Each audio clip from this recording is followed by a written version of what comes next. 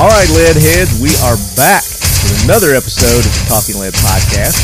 This is episode 279, ever so close to a milestone, our 280. We were trying to hit that before the new year, but I just couldn't get enough of those episodes in. Had people stand me up a few times on some interviews, but I got one of those guys today. It's one you guys have been asking for a while, and I'll introduce him in just a second. But if you guys didn't get a chance to go back to the previous episode, 278, we kicked off the new year to 2019 with our good buddy Bill Hampstead of FLEOA, the Federal Law Enforcement Officers Association. And we had tons of jack wagons, and we redefined the EDC Pocket Dump Rewards program, hopefully making it a little easier for you guys to be engaging in and take part. And I think it worked because we've actually got several submissions, and we're going to talk about those this week, this episode. So make sure you go back, listen to that. And this week, again, like I said, this episode, somebody you've been waiting for, you've asked for him, and we've got him. But before we do that, we want to thank the sponsors of the Talking Lead podcast, the official optics of Talking Lead, Right On Optics. Check them out at rightonoptics.com. We were at an event this week here in Nashville. It was called the Big Rock event, and I didn't know anything about this event. I got an invitation through our good buddy Mike Sodini at Eagle Imports. He's like, "Hey man, I'm in town. I'm at the Big Rock event. You want to go?" I was like, "Yeah, it'd be awesome. Who's playing?" So, do you know what the Big Rock event is? I do not. Okay. So it is a big buyers group distributor show that Oh, yeah. Yeah, I think they usually do it in like Las Vegas and another place each year, like two different places, and then they combined it this year to one big show, and they did it in Nashville. So they're efficient. That's nice. Yeah, they were being efficient, except they did it at the same time that the Ellis Group does theirs. So one step forward, two steps backwards. Right, yeah, but it was a pretty good turnout, and it was really nice. They put on a good show there. The food was awesome. Well, there you go. The little snacks. Yeah, the snacks. They had kegs, and that's over the top. They had like at 3:00 they'd start serving wine and beer. Boom. Throughout the place. And then they had dinner, and then in the evenings they would have a big event at one of the local bars there in Nashville. I think Jason Aldean, they rented out his place and had a huge bash. I think they spent somewhere like $250,000 doing that. I don't know. It was ridiculous. But if you guys get an opportunity to go to one of the Big Rock events, you should go there. They take care of the attendees and the vendors. Good food, beer, and wine. Sign me up. Good food, beer, wine, and they had entertainment. They had a Dolly Parton impersonator walking around. They had people on stilts and camo walking around. Did you see her shoes by any chance? Whose shoes? Dolly Parton's? Yeah. No. She didn't either. It didn't get past the eyes. But it was an impersonator. It wasn't really Dolly Parton. Right over Marty's head. What, see her shoes? Yeah. Yeah, my eye didn't get down that far. Is that what you meant? You said no, you didn't see her shoes, and I said neither did she. Oh, neither did she. Okay. You get it? Never mind. She hasn't seen them for decades.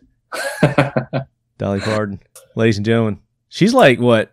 She's got to be like 80 nowadays. Well, let's see. You going to look it up? Yeah. And we're giving you hints who our guest is, so I think some of you have probably caught on, but I'm not going to introduce him just yet. Terrible old man jokes. 1946, 72. Okay, there you go. So what I was getting at is Right On was there, and they were displaying their new products. They had the 1-8, the 4-32, some of their other optics. They had the red dots. Big event. They sold a lot, I do believe. Eagle Imports was there. Buck Knives was there. Eagle Imports. I like those guys. They're super cool, man. Yeah, Sodini. Roth wasn't there. I think he was at the other one. They had to divide and conquer, so he was at the Ellis Group. Gotcha. But Do All Outdoors, got to meet Shane, the owner of Do All Outdoors, which we've done some stuff with JJ before. But Shane's a really great guy, and we're actually going to get him on at SHOT Show as well. He's got a great story on how he started that company. But yeah, I mean, Glock was there, Sig was there, but there was a ton of like fishing and outdoor vendors there as well. Some people that I had never heard of before, and I know you guys, a lot of our listeners fish and do that kind of stuff too. So we're going to get more of that on the show, get involved with some of that too. Oh, there you go. Coming this year. But Right On was there, so make sure you guys go check them out. Right On, it's RITON optics.com. X Steel targets, the best, most affordable AR500 steel targets on the market today are the X Steel targets from our good buddy Bud. Make sure you go there and check them out. They have the ability, they've got a laser cutter now to where they can cut pretty much any type target that you can think of. So if you don't see what you want there in their online store, then just get in touch with Bud and he can custom make a target just for you. xsteeltargets.com. And then our newest sponsor just came on last month, ladies and gentlemen, Kel-Tec Weapons. Welcome. Yes. Welcome, Kel-Tec Weapons. Yes. And I think most of you have figured out who our guest is. We have none other than Chad Enos with Kel-Tec Weapons. Yeah, buddy. Joining us again. Long time lead head and friend of the show. So thanks for joining us. It's probably been almost a year, I think, since you've been on last, hasn't it? I don't know, man. About 8 or 10 months, something like that. We talk so much though, like via text message or whatever. I don't. I know it's hard to keep up with it. Yeah, head injuries too. Things. Well, and that's something we're going to talk about. We're glad that you are back and healthy and doing much better. So we want to talk about that though. We want to talk about your little folly that you had. All right. I know that some people have been asking about you, making sure that you're okay, checking in on you. A lot of the lead heads. So I love those people. We're going to get an update from Chad. But yeah, Kel-Tec Weapons, welcome as an official sponsor of Talking Lead after all these years, finally. Yay! We are super honored. And for people that don't know the behind the scenes with regards to sponsoring Talking Lead, we've been trying, you and I have been ganging up on my boss for literally years and years trying to get him to sponsor the show.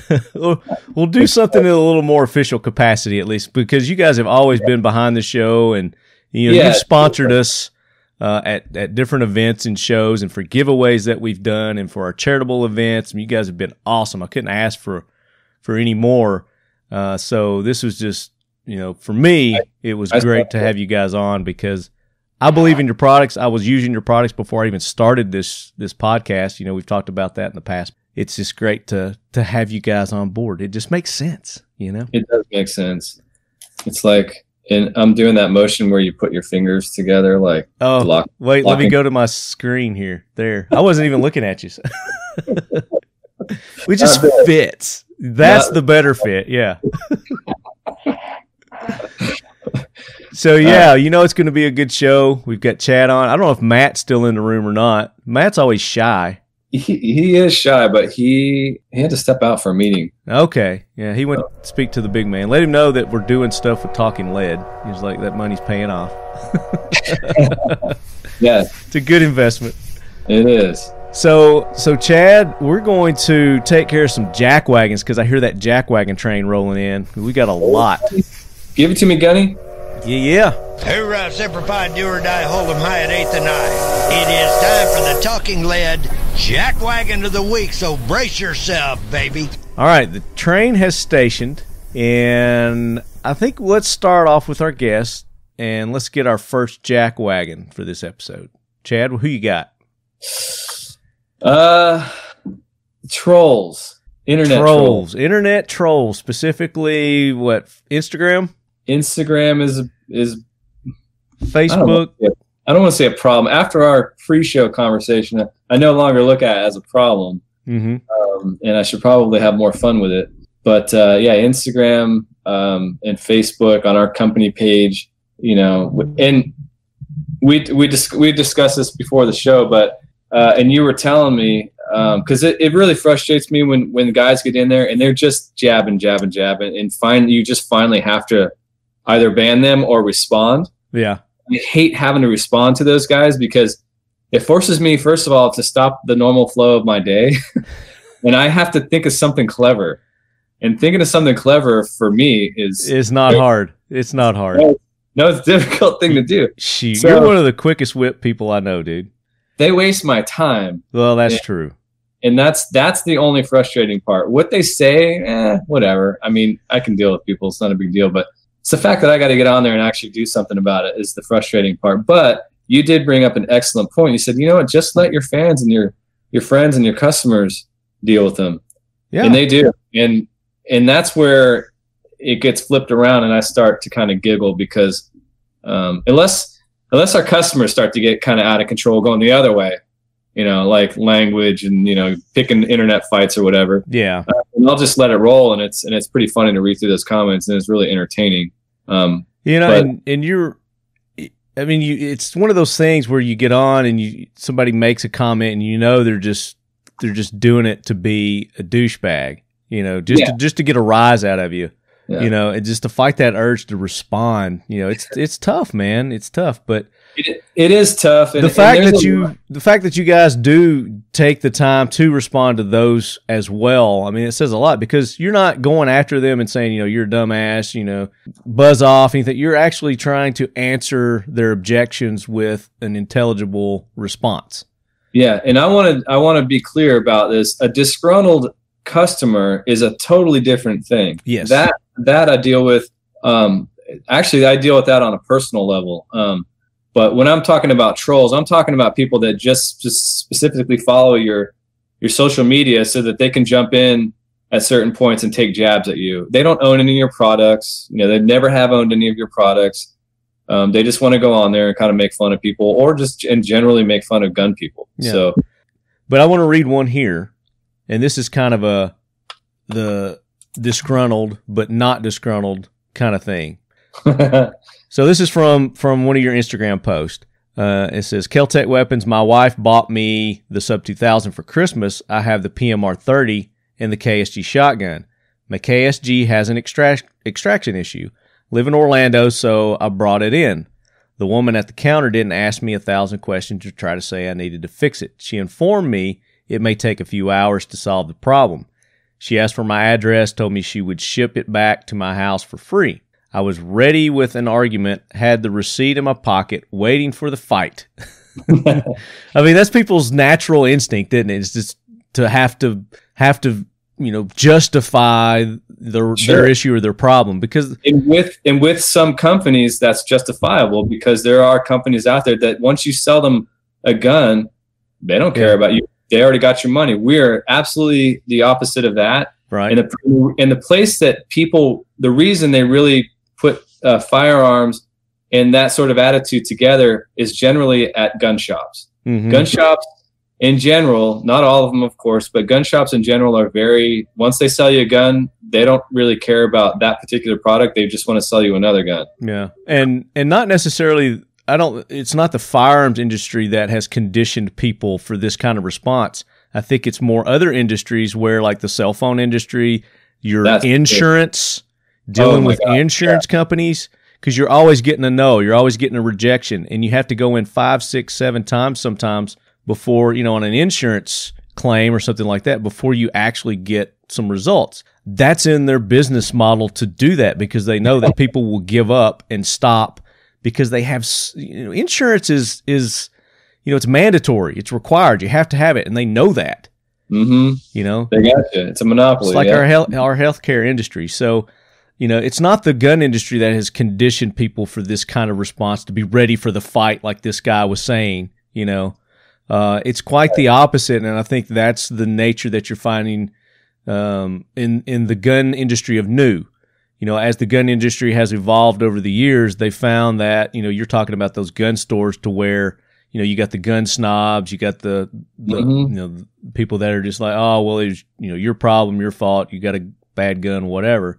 I think you're finding less and less of that in the gun industry, you know, as we progress and as we evolve.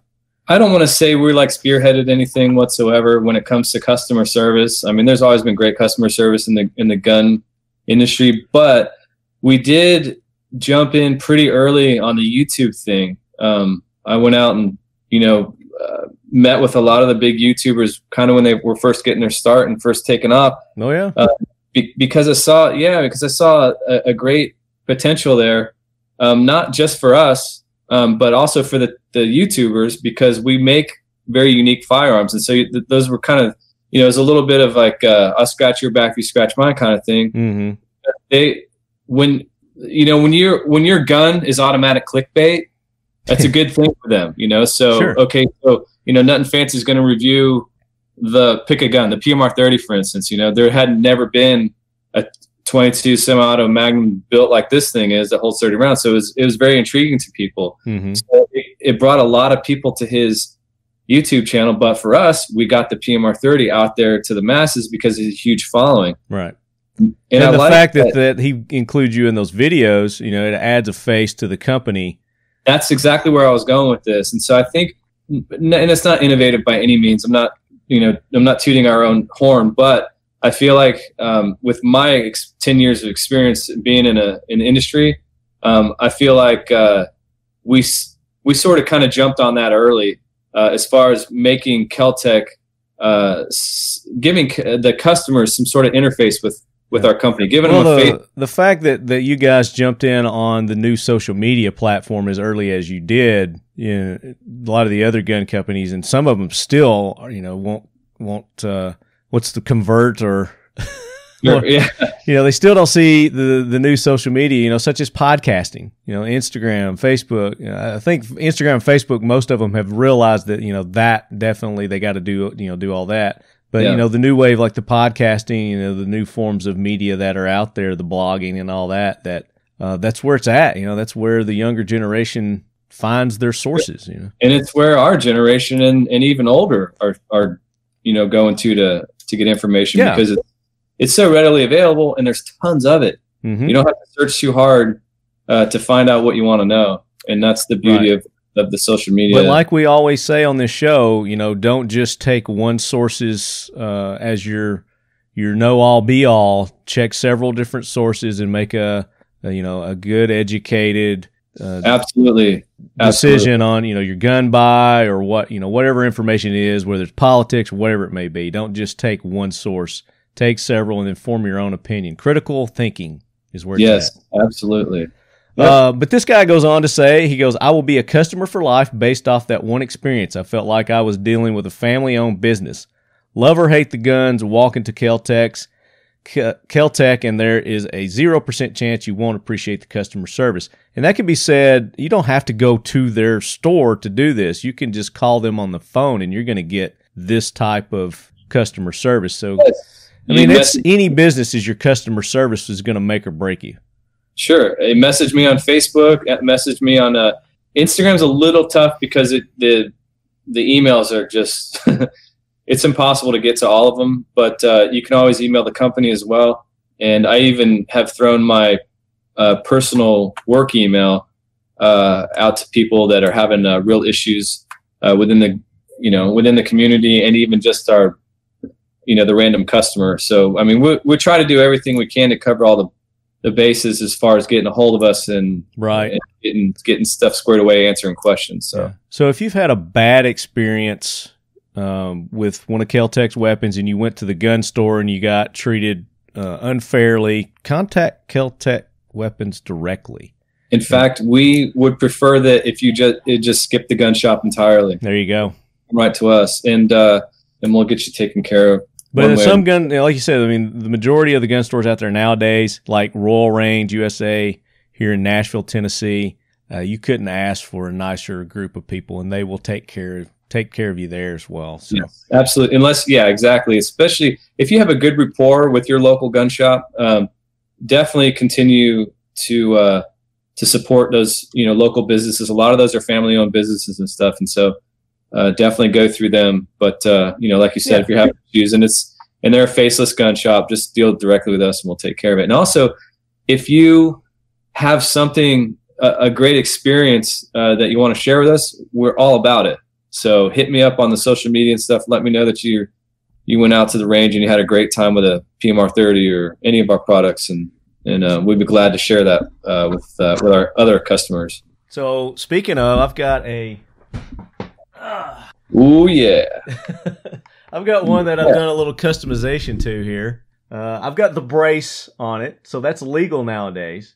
Yeah. So on the is this the SU6? This isn't the SU6. This is the PLR 16. The PLR 16. That's a pistol. Yep. Yeah, which is the 223 pistol that they make. But you know, nowadays with the pistol brace that you can put on, I'll get up to my mic here so people can hear. You can make you can put a pistol brace on it, and then of course you can put all kinds of different muzzle devices on there. I want to shoot this suppressed. I've not shot it suppressed yet. I don't recommend it. Don't recommend shooting this. Then why? Because I just had this question from a customer yesterday. Actually, he wanted to suppress his SU16. Well, first of all, that's only a 9-inch barrel. Yeah, and you definitely don't want to put a can on a 9-inch barrel in any gun, really. There's tons of pressure, but a can adds about 60. This depends on the can, but generally speaking, adds about 60% back pressure. Mm-hmm. And the SU16 and PLR 16 series guns are the receiver is polymer, so your bolt carrier is actually coming back and it's hitting the back of the receiver when the gun cycles. There's a buffer in there, right. But we don't want you to risk damaging it. Your gun and injuring you. Yeah, right. So good point. Yeah, we don't recommend suppressing those things. But the way you got it set up there with the KX5, that looks amazing. Doesn't that look cool? Yeah, I love it. And I actually just ordered 2 of those KX5s too for a couple of builds I have. Oh yeah. Yeah, if you don't know what the KX5 is, anyone listening, that's a Ksg Flaming Pig. The pig, yeah, the Flaming Pig. And they're perfect for bullpups, and they're also perfect for those PLRs because, as you know, that PLR without anything on the muzzle or just a flash hider is brutal. It's loud. That's not that bad. It is loud. Yeah, it is loud. But... Yeah, it's loud, and it puts out a lot of concussion, which is awesome. Mm-hmm. Like, I love that fact, but a day at the range and it's gonna wear on you a little bit. So yeah, a little bit. Put a device on that on the end of it, it solves that problem immediately, and it looks really good. Yeah. So they've got different accessories. So you can go to their website, check those out. So that's just one example of that guy wasn't a troll, but where he had a little issue, he contacted them directly and it was fixed. I guess you've edited out all the troll stuff because I can't find like a really. No, I was just a good example of a troll, but I'm not on my phone. I don't know if like using my desktop makes a difference, but let me pull up my phone here. I know we had but they get the idea. I get people like that respond to our stuff all the time. The lead heads will take care of them. I don't normally jump in and say anything. I just let it be. Now there have been times of people that I will because you can just see that that's their sole purpose is to get on there and disrupt and try to cause havoc and get somebody to fish somebody into their stupid conversation. So gotcha. I got you. So sorry, it was on our Facebook page. Okay, you got one. Okay. Yeah. So I had posted. So the Lashes, Chris and Dana Lash. Yeah. Well, Chris wanted to surprise Dana with an RDB survival model, Sweet. And she's for Christmas. For Christmas, huge fan of Wonder Woman. She is. That was little tidbit I didn't know about her, but she loves comics and in particular Wonder Woman. So gotta have her on the show, man, because I'm a big comic dude too. Yeah, I got her together, or I got together with my buddy Mike over at Blown Deadline, and he whipped up an amazing survival model for her. I saw that. Yeah. Okay. So. We got guys on here, and Sweet. It doesn't bother me. But the guys, I think it's hideous, whatever. And you know what? Like, if you think the gun's hideous, that's fine. Just keep it to yourself, because someone out there with a business, first of all, this is his artwork, and he spent a lot of time creating this gun. And I personally think it looks amazing. I don't care if you don't like it. That's totally fine. I get that. I mean, there's Cerakote jobs and stuff I've seen I don't like, but I'm not going to go on there and say it's hideous. Like, this guy doesn't even know who painted. I could have painted it. The guy who posted the photo could have painted it. He probably doesn't even know what the Wonder Woman logo or anything's about. So sure. And he's just being a douche. You know what I mean? You don't have to go on and say that. So I went on and I said, hey, this is a custom gun for a particular person. I'm not sure why you're bent out of shape about somebody else's paint job. First of all, and then I had to kind of school him a little bit about survival rifles. and backpack guns, because he said he has never heard of anyone ever taking, and I'm using air quotes, a high-powered rifle backpacking. And he got owned right by everyone else on here, but I jumped in and gave him a little bit of information too. But yeah, on why he might want to consider carrying a high-powered rifle on it, unless he's just backpacking in his backyard, Yeah, and again, we're talking about a 5.56 rifle, the RDB. Yeah, high power. Yeah. So that just tells me he doesn't know what he's talking about. So, and that's what I mean by troll. Obviously, he's not a gun guy, and he's jumping in on a firearms manufacturer's social media to say dumb stuff like that. Yeah. You know what I mean? Like, just kind of get some, like you said, go get some education first before you want to, start spouting off like that. So, yeah, exactly. So welcome to the jackwagon train, the trolls again. We've thrown trolls on there before, but they just don't go away. I don't understand it. I guess they get attention. Some of them get attention, so they just try all the different platforms. So he probably goes to everybody's Instagram and tries something negative just to get some attention. Bless his heart. So let's go to our next one. This is going to be a listener submitted jackwagon. All right. And I think several of you have put this, sent this one in. And this just happened yesterday, I guess. And I am on the United States Senator for California, Dianne Feinstein's, I guess, website. I've never been here before. This is the link. There's no reason to. This is the link that was sent to me by one of you lead heads. There's actually several lead heads. It says, Senators introduce assault weapons ban. Bum, bum, bum. So just like last episode, new year, new gun bans, same old bullshit. Yep. Washington, this says Senators Dianne Feinstein, Chris Murphy, Richard Blumenthal today led a group of senators in introducing the assault weapon ban of 2019. Here we go, guys. It started. It's officially on. I mean, they did the bump stocks. They got the bump stocks erroneously reclassified as a machine gun. And we talked about that last episode, so make sure you guys go back and check that out. So this is an updated bill to ban the sale, transfer, manufacture, importation of military-style assault weapons and high-capacity ammunition magazines. And then it goes on. There's a whole list of other people who are on board here. So you people from these other states, make sure you go to Dianne Feinstein's website, because you can get the list right here, and just put these people on blast, put them on notice. Here's a quote. It says, last year we saw tens of thousands of students nationwide take to the streets to demand action to stop mass shootings and stem the epidemic of gun violence that plagues our communities. I just have to pause. I'm going to read the whole thing before I comment. Our youngest generation has grown up with active shooter drills hiding under their desk.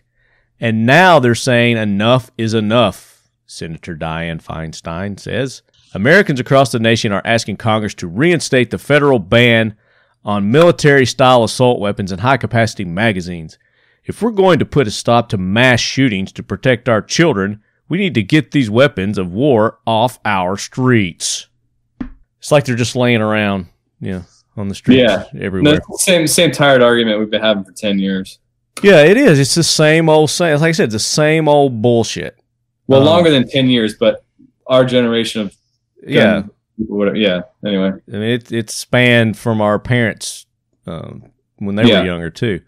Yeah. But I mean, you got to look at the words that they're using here. They're using very inflammatory, very vague, very all-inclusive. Type. Americans across the nation are asking Congress to reinstate. Well, I mean, there might be one over here, there might be one over here, but the majority of Americans are not asking for this, and they don't want this. That's what you got to read between the lines on. Yep. And then she goes on with her blah, blah, blah BS. You guys go read that if you want to. The key provisions of the ban, they outline it here, bans the sale, manufacture, transfer, and importation of 205 military-style assault weapons by name. Owners may keep existing weapons. Bans any assault weapon that accepts a detachable ammunition magazine and has one or more military characteristics, including a pistol grip. Wait, back up. Okay. What was the grandfather thing there? So read that part again. So the very first one says bans the sale, manufacture, transfer, and importation of 205 military-style assault weapons by name. Owners may keep existing weapons. So hold up. Owners may keep existing weapons. Who are they to tell us? Talking about the California government or federal government. Mm-hmm. Who are they to tell us what we can and can't keep? Since when is that a thing? They're always trying to tell us what we can and can't do. That's what subjects are under. That's exactly why America was started, to fight that entire system. Repression. Diane Feinstein, thank you so much. I'm glad I can keep the ARs that are in my safe. But what about my kids when they want to get one? God, this is owners. So the kids aren't the owners. So I guess when you're good and gone, then you got to turn them over, destroy them. Just like your bump stocks. Had to cut that out. And then the ban any assault weapon that accepts detachable ammunition magazine and has one or more military characteristics, including a pistol grip, a forward grip, a barrel shroud. What's the definition of a barrel shroud? We should make all of the. That's what I'm saying. It's a completely, absolutely useless term comparison. To like military side. What does that? What does the military have anything to do with my guns?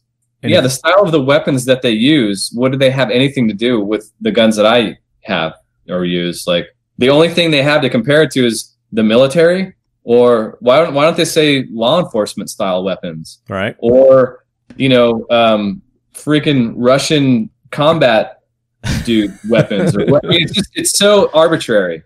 This makes no sense. It's just like you said, it's just an arbitrary category that they made up to try and unarming America, basically, is what it is. It's just like all the terms that they come up with. Made up terms that the politicians, the media comes up with. The black rifle. Yeah.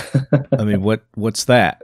I've got some that are brown too. Yeah. I mean, I've got bolt actions that are black. I don't know what you're talking about. Yeah, exactly. But it goes on to say, threaded barrel, folding, telescoping scopes or stocks, owners may keep existing weapons. So again, we're, by the grace of our queen here, if you got those, then we're going to let you keep them, but you can't buy any new ones from this point forward. And how are we supposed to trust them when they say you're allowed to keep what you have? You can't. You're actually banning them from the next generation.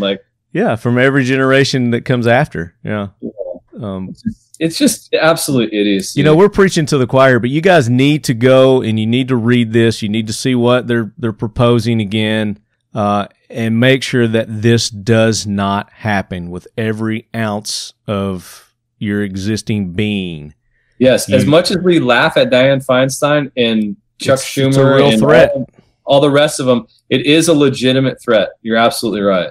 Yeah. So the updates to assault weapon bans of 2017 ban stocks that are otherwise foldable, adjustable in a manner that operates to reduce the length, size, or any other dimension, or otherwise enhances the concealability of a firearm.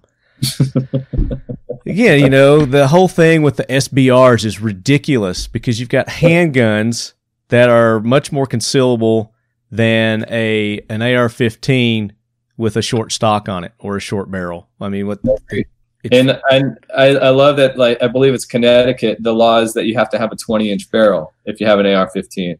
And so somehow they want you to get the most efficient power out of your ammunition, but they don't want you to be able to put it in your shorts. But if you listen to last week's episode, we had a jackwagon on there. This chick stole an AK-47 from a house, and she was trying to hide it down her pants. Oh my God. And she shot her foot off. I'm pretty sure that criminals, before they go into a building, don't care that if anyone, between their vehicle and the 30 steps to the front of the building, give a crap if people see them with an AR or an AK or any other rifle for that matter. They don't. And that's the thing for all these mass murders, that have occurred that they're pointing to. They're saying that they're wanting to prevent and stop. They're breaking the law anyway. Yep. They may have acquired them legally, or they have they legally got the accessories on there, but their use of it was illegal. So it doesn't matter if I got a 20-inch. If I go and I kill somebody, I've still used it illegally. Or if I go and rob a bank and maybe I don't shoot anybody, I've still used it in an illegal manner. Just like drinking and driving. It's illegal, but people do it. They're breaking the law. Yep. So, the bump stock ban, I didn't agree with that whatsoever. Even though I've never used a bump stock in my life, there was no need for that to. I think just attrition itself would remedy bump stocks. They were a fad for a while. People bought them. Yeah, they were hot. It was a hot thing.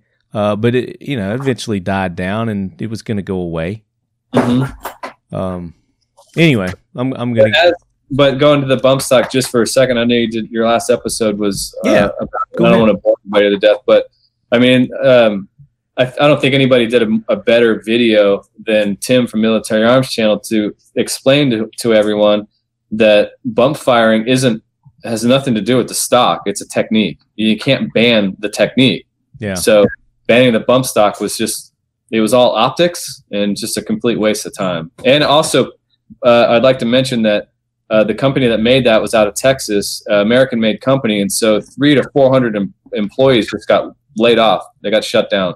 Yeah, and then we talked about the attrition of this going into effect of the jobs, how it's going to affect the economy, jobs lost, taxes lost, all that, and they've actually factored that in their decision on that. They knew that was going to happen, but they're like, oh well, too bad. Yeah, and so now 300 to 400 employees or families now no longer have a job or benefits or any of those things, and they're. Yeah. I would imagine that they've struggled for a while to. Well, there's a lot more than that. It's not just it's the people that make the parts for that too. That's true. Yeah, absolutely. So it's a lot more encompassing than they want you to actually think about. But but even if it was just a single family owned business, small business or whatever, that it's the principle. Yeah, that's the point. But anyway, right. So guys, jump on it now. They're jumping on it. You got to jump on it. You got to write your senators. You got to call them. You got to email them. You got to do all those things. All the above. All the above. Don't do one or the other. Do all the above. Yeah. Just do it now. Yep. And of course, we'll come on and give links and stuff like that on shows. You can watch our Facebook page, our Instagram page. We'll give links to where you can go, and you can, because it's going to be this would be our biggest fight coming up. So yeah, welcome to the jackwagon train again. I think she's still under the jackwagon train, getting drug. Why won't she go away? Isn't she like past her retirement years? Shouldn't she be retired on a beach somewhere with Obama? Sure. But this goes to show you just the power lust that these people have. Yeah. Because they're rich. I mean, they're rich beyond anyone's imagination. Every one of these people that you see on this list that are they don't care about you. They don't care about children, generally speaking. Do you think Dianne Feinstein cares about my kid? Mm-mm. No. I mean, and rightfully so. She doesn't know my kid. Dianne Feinstein cares about her legacy. And this is her legacy. If she can get anything done with this, then she's accomplished it. Otherwise, she's going to be seen as a failure. Yeah, they literally care about going down in history books viewed a certain way, and it's absurd. Yeah, like there's something wrong with you if that's your entire mission in life. Yeah, and that is hers, definitely. All right, and others. Let's move on to our next one. This is a listener submitted jackwagon. Let me see who this is from. So this is from Tennessean, OLE.Tennessean. And he sends a link here and it says, while it's hilarious, my favorite part is him kicking over the stand on the way out. This goes back to a sir/ma'am that terrorized the GameStop. So I think a lot of you have probably seen this. You know me, I'm always under a rock. I never get this stuff. So I appreciate you guys sending this stuff in to me. So Send them in, talkinglead@gmail.com. You got a jackwagon, send them in, talkinglead@gmail.com. Jackwagon nominee in the subject. He goes on and says, unfortunately, this is a new reality created for us to live with over 100 different genders. So a transgender woman confronts a GameStop employee for misgendering her. Him. Well, yeah, this is the title. I know. But it's a dude. It's a big dude. He's like 6'2" or something. Big old dude. He looks like he should be wrestling with Ric Flair or somebody. And he's in good shape. It's not like this isn't, No, because he's got the tight jeans to tell you, legitimate threat here. show off his nice thighs. So a transgendered woman was filmed and a woman I put in quotes. It's a dude confronting a GameStop employee for misgendering, and I'm going to change it. It says him on Thursday. The reaction to the confrontation online has been ripped with transphobia as the story became a right-wing flashpoint about liberals being triggered amid a wave of finger-pointing headlines like transgender woman freaks out. And it goes on, so you guys can look this up, but the video is priceless. You got to watch this video. And it just kind of looks like this dude was looking for a fight. Okay, here's the best part. Another woman that's off screen, that's in the GameStop, she says, quote, "Excuse me, sir, there's a young man in here. You need to watch your mouth," end quote. Right. And it just triggered him. Because he's dropping F-bombs and, threatening to sue him and, this, that, and the other. And the little dude behind the desk is terrified. And he's not trying to antagonize this person because he keeps saying sir. Yeah. He's like, "Sir, please calm down. Sir, please calm down." It's ma'am. It's ma'am. Quick, you call me sir one more time. Let's take it outside. I'll show you, sir. Oh my gosh. And this little dude's, he's probably pissing his pants. He's like, "Holy crap. I thought this was, WWE guy coming in. I was going to ask for the dude's autograph." Man. It's bizarre. But the reaction is completely over the top. So either this. Let's also point out that this behavior, whether this was just a normal guy or a normal woman in the store, the behavior itself is just completely unacceptable. It is.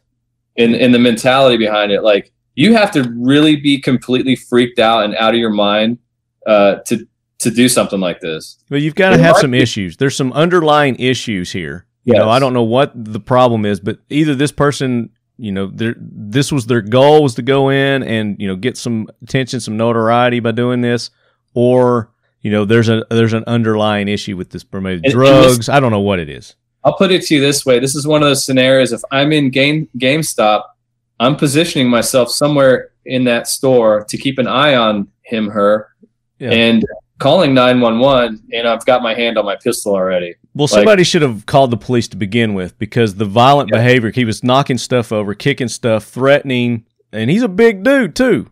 Exactly. Everybody else around is, much smaller, timid human beings than this human being. I'll call him a human being. How about that? Yeah, you should call him a human being. But I think he went in. He wanted some money back for a game or something. I don't know what the whole thing started off. But go watch the video. It's hilarious and it's disturbing at the same time. Yeah.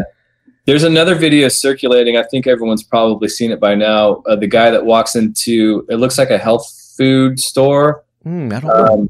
And he's trying to get some supplements for his wife.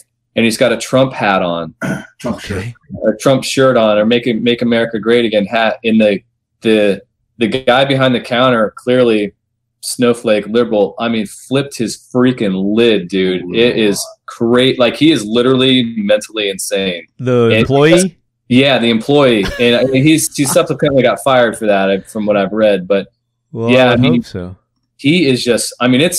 It's actually disturbing to watch. Like, he's pulling his hair and screaming at the top of his lungs because a guy has a Trump shirt on. Oh my gosh. Crazy. And he won't serve him. Yeah, he won't sell him this. Well, I think he finally did after you just have to go watch it. Just search "guy freaks out in health food store" or something like that. Okay. I'll check that one out. You guys check that one out too. Maybe we'll throw him on next week. We'll talk about that one. Yeah, there you go.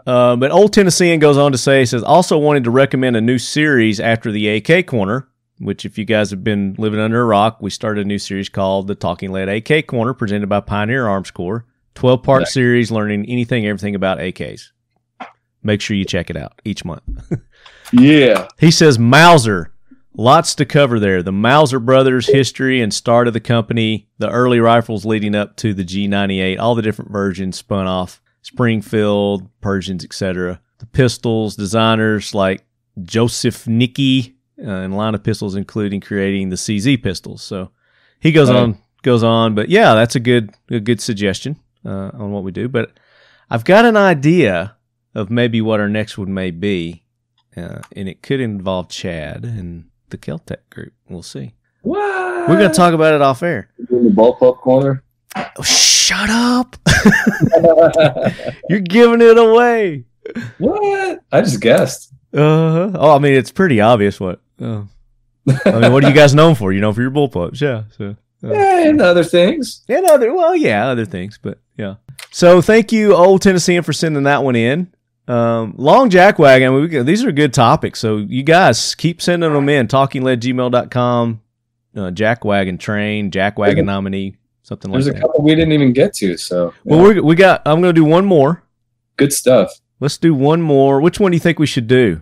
This Ohio man that steals the gun from a dying victim of a motorcycle accident? Dude, come on, man. So Columbus, Ohio, WBNS/CNN reports that an Ohio dad is mourning after his son was killed in a traffic accident. Now that the tragedy has been compounded by the illegal actions of another person, police say seconds after the accident, instead of getting help, a man stole the gun off the victim. So kid's riding his motorcycle, gets into an accident with a car, is literally dying in the street. And this guy, instead of helping the poor kid on the bike that's struggling for his life, steals his pistol. Oh my gosh. Which I have to assume, I didn't read all the way through it, but I have to assume it was on his person or laying close to him. So what it said was he had a shoulder holster. Okay. But the video shows the guy is checking him. I think he's taking his wallet and everything. I think he's taking all his valuables, and he sees the gun. He takes the gun. And at the scene of the crime, he's still there, I think. The police show up, and they start questioning him. He's like, hey, this guy's got a shoulder holster. Where's the gun? And dude is like, I don't know. But I think they nailed him. I think they caught him. Good. I'm not sure. I'm usually, unless, I haven't, like I said, I haven't seen the video. All I know about it is from what we talked about a little while ago. And then these few words in this article here. Yeah. I always try to give people the benefit of the doubt. Maybe the guy was nervous that someone else was going to show up on the scene and grab the gun. And he was like, he was holding it for his friend. I don't know, but he didn't. And then when the cops showed up and they asked him about it, maybe he was scared to pull it out and give it to, I don't know, or tell him he had it, because they might have thought he was. Because he didn't automatically. I mean, that's something you take somebody's gun, you're going to say, hey, this is the first thing. He's like, hey, this dude had this, take it. And as a guy that rides motorcycles a lot and I carry my gun with me, if I were to get in an accident and my gun popped out or was visible, I would hope that a responsible person would secure it for me. Yeah. And not necessarily try to steal it, but secure the gun so that when law enforcement showed up, he could say, hey, there was a gun in his holster. I took it out because he's obviously not right in the head because he just banged his head or he's in serious help or whatever. Just secure the gun, and that makes perfect sense. Well, just for anybody else wondering, or, secure the gun. But he should have just left it alone, wait for the police to get there and let them do their thing. If somebody tried to come up to him, unless they were, an EMT or something. Yeah. But obviously the guy's actions on the video are suspect, so he's got some explaining to do. And I hope they have this guy in custody and are making him explain his actions. Yeah. But let me clarify. When I say secure my gun on the motorcycle, if the gun popped out and slid down the road, it was in plain sight. This gun was not in plain sight. This guy actually went up and started searching the guy's person. Yeah, if it's still in my holster and you happen to see it because my shirt's up or like this guy, I don't carry a shoulder holster, but if I did, I would expect you to administer help not your first concern be like, oh, he's got a gun in his holster, let me pull this out. Yeah. I mean, that's if I'm dying, I'm not going to shoot you for trying to help me. Yeah, exactly. But anyway, I mean, it's all suspect, and with the guy's dad says this guy took a registered firearm, stole it off my dying son, and don't know if he's taking it out and put into the community. I don't want somebody else. So apparently they haven't caught the guy. They didn't get the gun back. Apparently the guy showed up and pretty much rifled through his pockets is what it says here. That's intent, man. Right. And the dad goes on to say, I don't want somebody else to be hurt, somebody else to lose a child because of what this guy's done. So there you go. Yeah, definitely jackwagon material right there. So if any of you lead heads see a follow-up to this story, send it to me. I want to know what happens. Yeah, that's beyond jackwagon. That's jackass. Yeah. So so that's a good one to end our jackwagon. We've got several more. So Jason Farmer, thank you for sending that in. Old Tennessee. Jacob Roseski, I know you've sent in a couple as well. Yeah, we'll get to more of these in the next episode, and I know you guys are going to send more in. So, Gunny, get that jackwagon train out of here. So, Chad. Question. Speaking of motorcycle accidents and things that rhyme. Didn't you just recently have an encounter, one of those encounters yourself? I did. Let's talk about that. Can you talk about that? Do you want to talk about that? I can. Okay. And for those that are going to immediately ask the question, yes, I was carrying a firearm because I pretty much never am not carrying a firearm, but it was secured in a firearm bag on the back of my bike, so it didn't go flying down the street or anything, and it was completely concealed and nobody would have known about it. Responsible gun carrier. Yeah, got to be responsible. I was in an accident October 29th.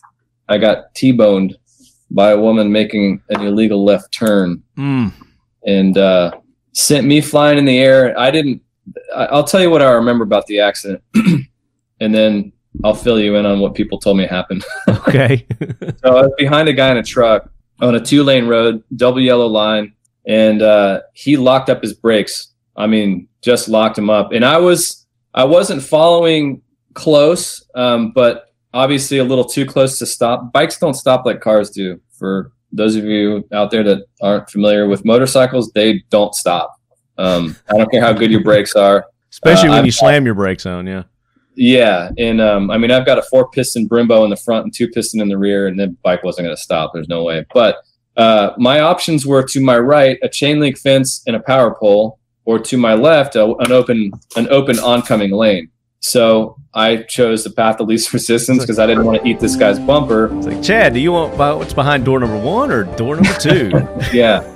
So, and the thing is I had enough time, or I was far enough behind him to make that decision. So I know that I was traveling behind him at a relatively safe distance. We were going about 40 miles an hour. I think it was a 35 mile an hour speed limit zone, and we were probably going about that or a little lower. And so I went around him and I turned because the oncoming lane was perfectly clear. But I go around the guy and I look over to my right to kind of mean mug him. Mean mugging him. Locking up his brakes in front of me or whatever. And as I'm mean mugging him, out of the corner of my left eye, I see a wheel, and it's not his wheel. And so I immediately bury my foot in the rear brake to slow the bike down so that at least I can turn my head around and find out what's in front of me. I don't even get my head around, and I'm looking at my front suspension, and I see something now out of the peripheral vision of my right eye. Still don't know what it is. I didn't identify the vehicle at all. But as I'm looking straight down at my front suspension while using my peripheral vision to see what's coming at me, I grab a fistful of front brake. Oh. So the last thing I remember seeing before impact was my front suspension getting buried and the bike obviously slowing down quite a bit. And then she T-boned me, and my right arm and right leg took the brunt of the impact. And I don't remember the impact whatsoever. I never even remembered her vehicle. I thought it was some small blue car that hit me. As it turns out, it was a red Ford Expedition. So, not even close. Yeah, I got launched about 15 feet in the air. They said, I traveled 15 feet in the air and landed literally on my head and my left side on my ribs, and ended up breaking 4 ribs and getting a brain bleed, a pretty severe concussion. So then they, the trauma alert. So they brought a helicopter in and flew me out of there. And I have complete amnesia about the impact. And I only remember certain things about the aftermath. Yeah. Like I remember looking up at the EMTs that they're working on me. And I remember because this traumatized me too. I had a really nice leather on. I always ride my gear, safety gear. Right. Nice leather on. And I think the reason I remember this is because it's nice leather. And the guy had cutting your leather. He had scissors in his right hand and in my left hand, the sleeve of my leather. And I'm just going, no. All you're thinking is don't cut it. But just dude, he zipped through that leather like butter. I mean, it was like nothing. And then cut my jacket off. I remember that. And I remember my dad holding my left hand and looking down at me. And he's like, you're going to be all right. It's okay. Well, my dad lives across the street from me, and I was about probably 12 minutes from the house. So the old adage, most accidents happen within 10 miles of the house or something like that. I think it's 2 miles. It's 2 miles, yeah. Yeah. So anyway, I got hit my head. Apparently, they had to tell me what I did, but I stood up, took my helmet off, threw it on the ground, walked over to my bike, picked it up, rolled it off the street, put the kickstand down, and then pulled my phone out and called my dad, and I talked to my dad for like 5 minutes. And you don't remember any of that? I don't remember any of it. Cow. My dad's like, yeah, you called me and you told me where you're at, and it was. I can feel for you, man, because I've had several head injuries myself, and I did things that I didn't recall either. It's so bizarre. I've never experienced anything like that. I don't think I've ever had a concussion or anything. And for about a solid 3 weeks to a month, I was having it was progressively getting better, but I was having a really hard time putting sentences together. Yeah, kind of like today. Yeah, and it's still occasionally if I get a headache, I have to look at the ceiling, and I can't think of words, or someone will ask me a question and I'll stare at them blankly. Like it's so weird. Welcome to my world, but and I have remarkably recovered, and I mean it's a miracle that you're still walking. I am, and for a motorcycle accident, I'll take it. That's most people don't. I had no road rash. Again, wear your gear if you're on a motorcycle. But I was in the trauma center for 3.5 days, which is a freaking miracle in and of itself that I even left. Yeah, but leave that early is unheard of. But you're a physically fit guy. You work out. You stay in shape. That attributes a lot to that. Because we definitely physically fat for sure. Physically fat, fit. I said fit. You spelled fat wrong. Used the wrong vowel. Vanna, can I get an Yeah, no, and that could be part of it too. Well, I think it's got a lot to do with it. That's part of what we preach on this show too. Is if you're going to be a good, responsible gun owner, you got to stay in shape too. But just this is a prime example. I guarantee you, it's attributed to the shape that you're in. Had you not been in, if you'd been in lesser shape, your injuries probably would have been worse.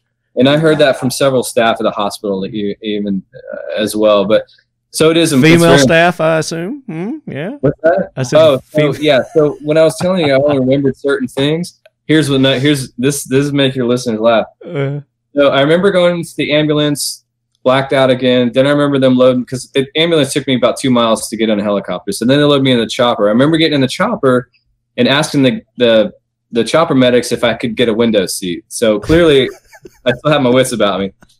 And then blacked out again, and remember waking up to the chopper landing briefly. Then remember waking up again to go into the elevator at the hospital, then passed out again, and then woke up again as they were rolling the gurney into the emergency room.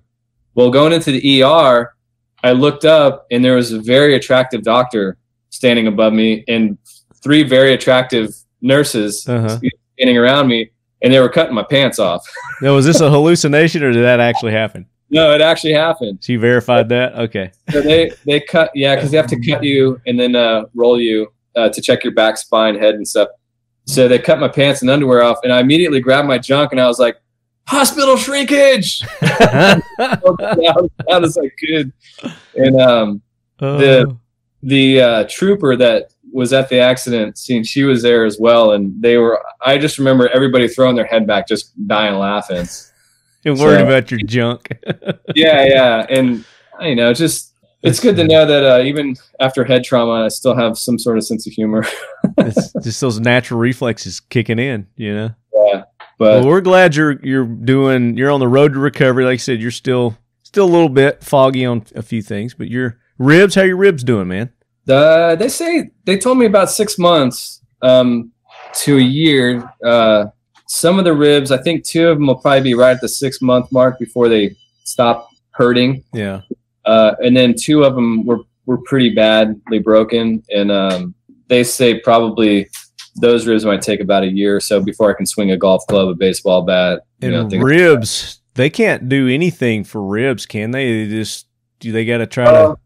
How do they? They can do surgery where they kind of, if it's a really bad break, they can put it like a normal bone. They would just put some screws in there and put it back together. But apparently, the way mine were broken and where they were broken, there wasn't really much they could do as far as surgery. And then 2 of them were fractured. So the fractured one's not too bad. But, my friend Mike said, the best thing you can do for ribs is barbecue sauce.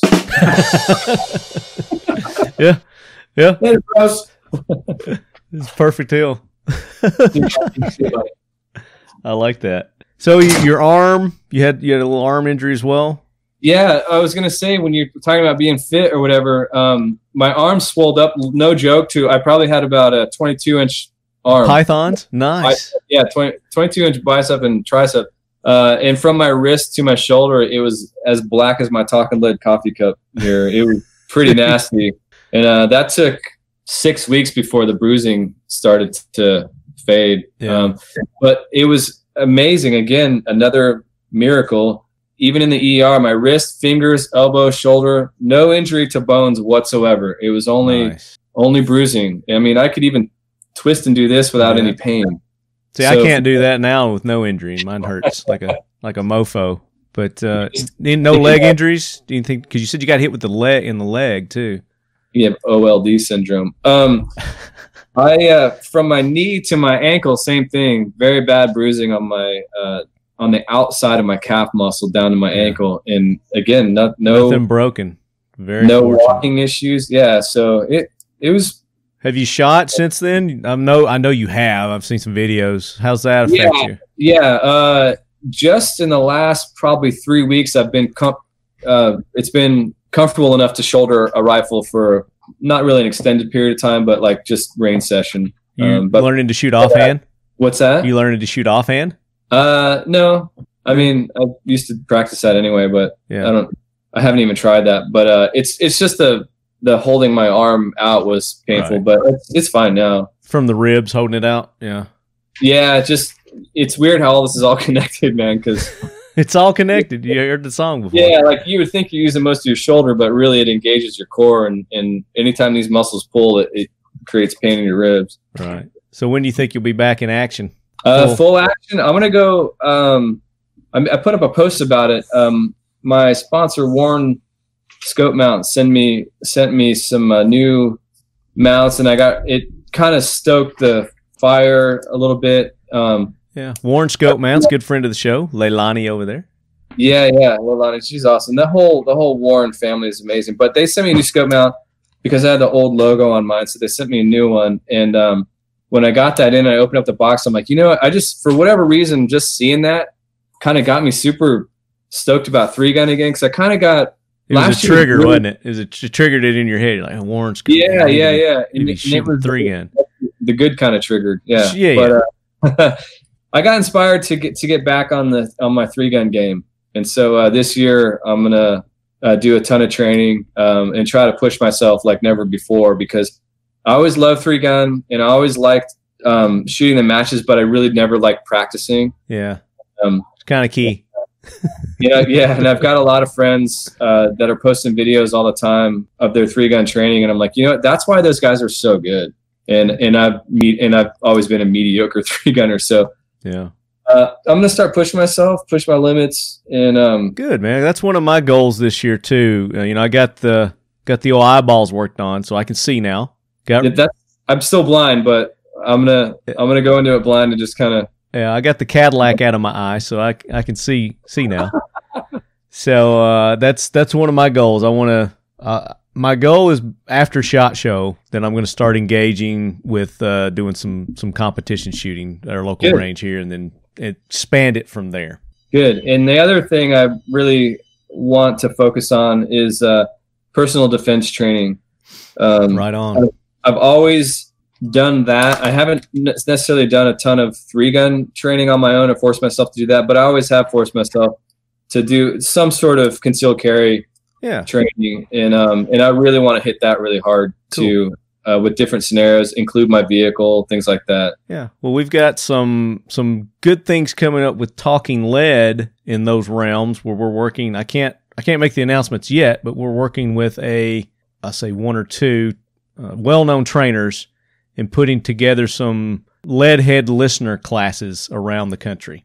Nice. This show's totally full of clickbait. Yeah, today. Man. Yeah. So hopefully by SHOT Show we can make that announcement on what's coming up. But we've got a couple of lead heads that are working on that as we speak. So sweet.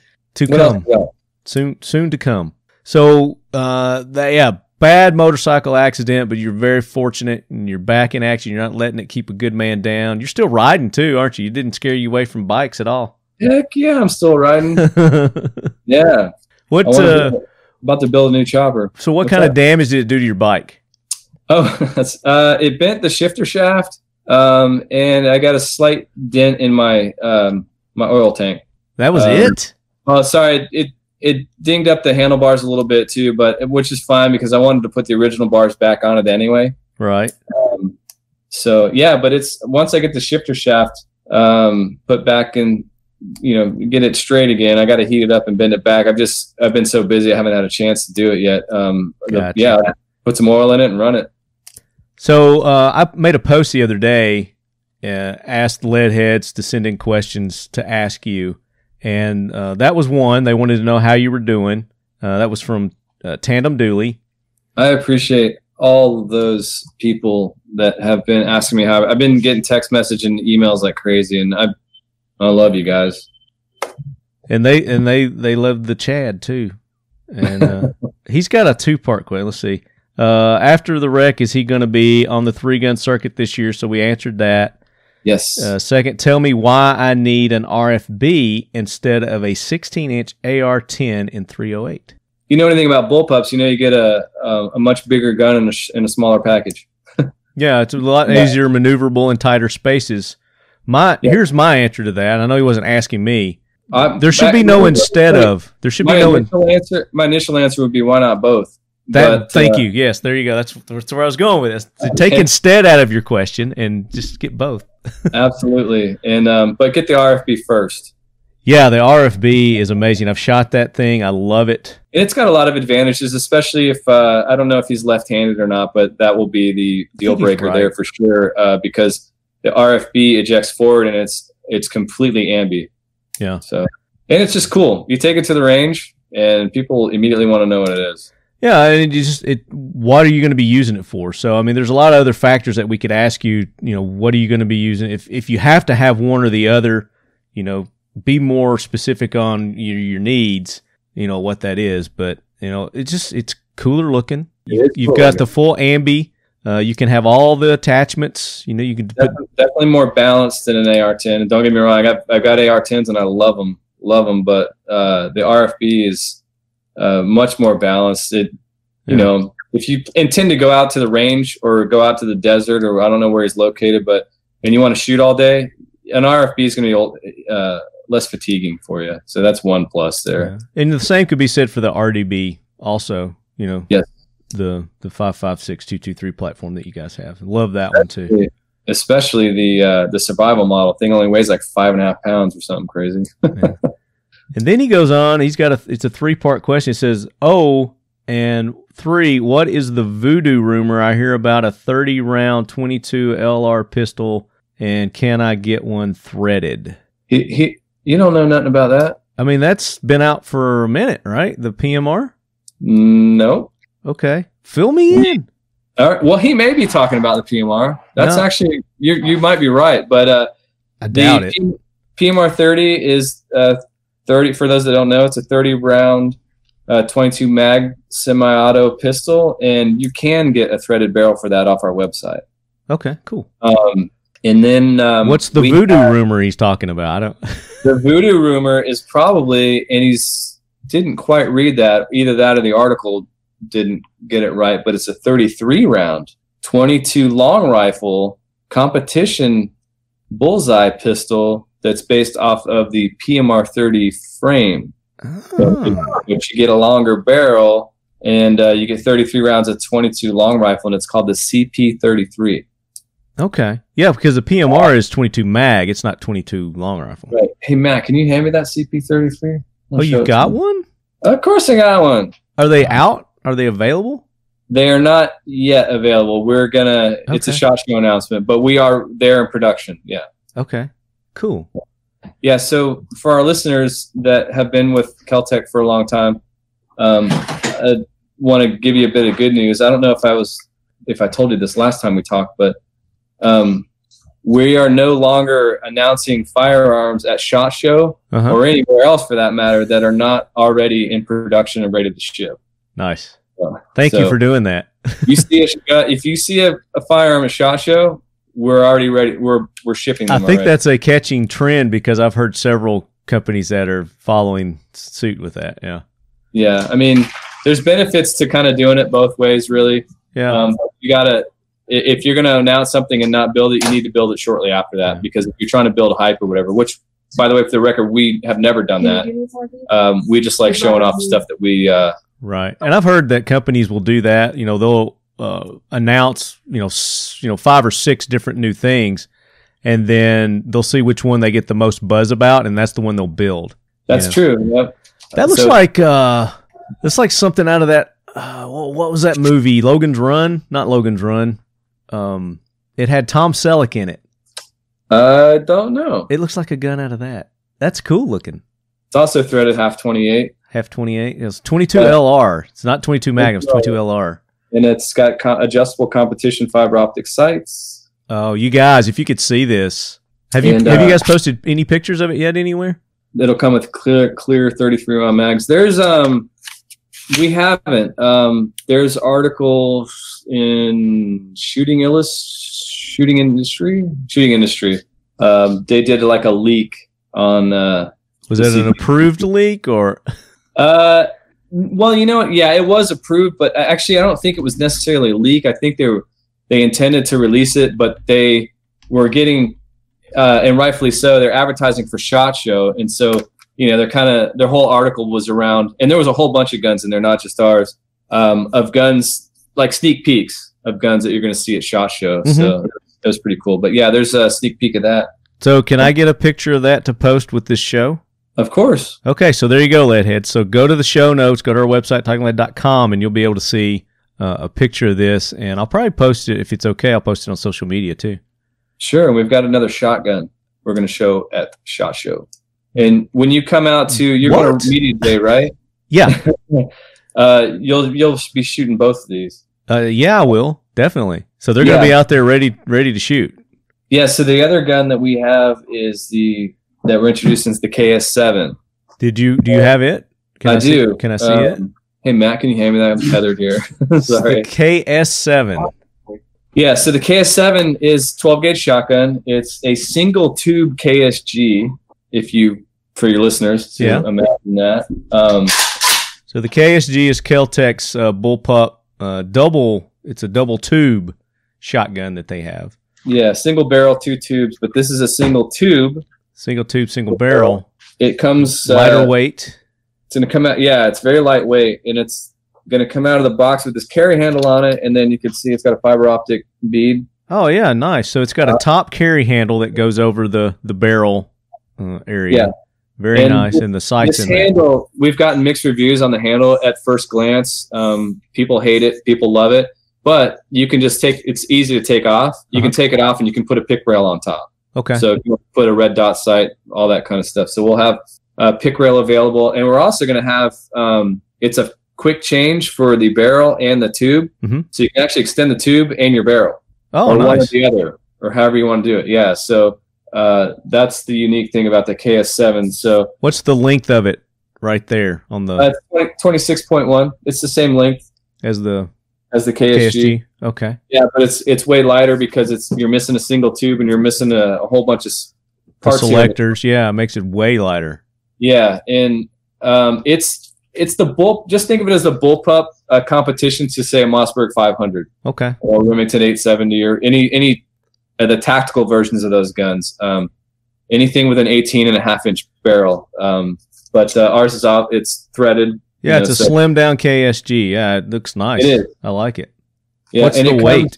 Except the fore end has these are molded hand stops, both front and rear. Those look good too. Yeah, I like that. Yeah, and these are M-lock slots on the sides. It's polymer, so you can lights. Add stuff to that if you want. Extra shells. M-lock slots on the front here. This is where your lights, light, laser combos, whatever would go. So there's plenty of space on here to put stuff, which kind of solved a couple of the problems of the original KSG. So I asked the question that everyone else is probably going to ask on first glance is like, what does it do that the KSG doesn't do? And it's lighter. It's lighter, and the best thing is the price point. Yeah. It's I don't know what the MSRP, but I know it's way under, like hundreds of dollars under the KSG. Standard KSG. Yeah. So, and the savings. So a sub $600 gun, somewhere around there. Oh yeah. We're talking probably street price about what a Mossberg 500 or any of those other guns would cost. So that'll be the price point, and then the cost savings come from the lack of it takes half the time to build this. Yeah, it's fewer parts. I mean, the things that make sense why it would be more affordable. Yeah, fewer materials. So quality's same. Still getting good quality parts. Saying, hey, check out this innovative gun. We're going to charge you more for it. We're actually charging way less for it. So. That's cool. Yeah, so that's the KS7.